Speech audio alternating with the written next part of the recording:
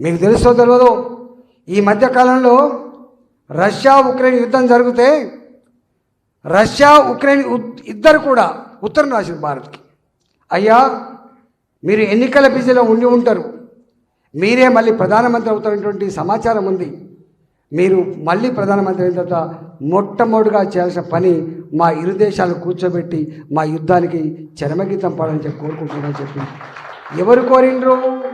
Russia కోరింది. ఇవాళ గక్కడుందాం మనం.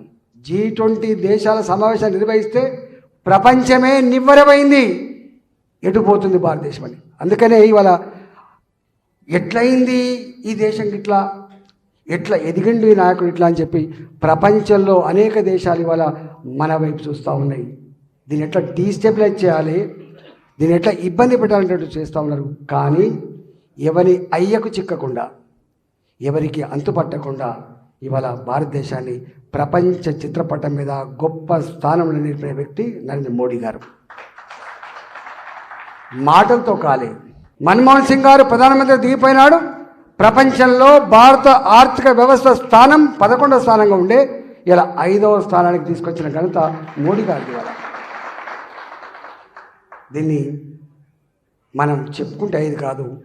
రేపు ఆయన అంటున్నాడు, 3వసారి కనుక ప్రధానమంత్రిని చేస్తే భారత ఆర్థిక వ్యవస్థని 3వ స్థానం నిలిపే బాధ్యత నాదని చెప్తుండే ఉన్నారు మోడీ గారు.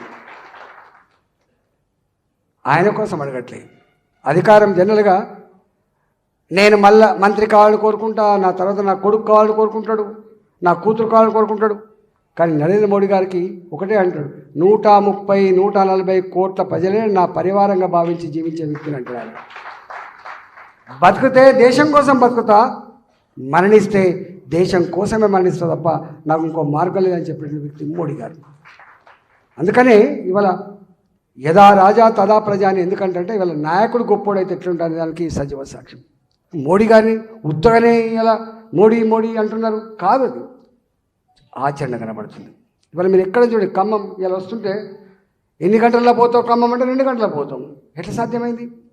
1947 to 2014 నేషనల్ హైవేస్ ఎన్ని వేల కిలోమీటర్లు ఉన్నాయో ఈ 10 సంవత్సరాల కాలంలో అన్ని వేల కిలోమీటర్ల కొత్త రోడ్లు వేసి ఇవాళ పోవాలంటే టైలు పగులుడు, ప్రయాణం చేసేవాడికి నడుము నొప్పులు, కాళ్ళ నొప్పులు, ఖరాబై లారీలు ఎక్కడెక్కడో ఉండేది.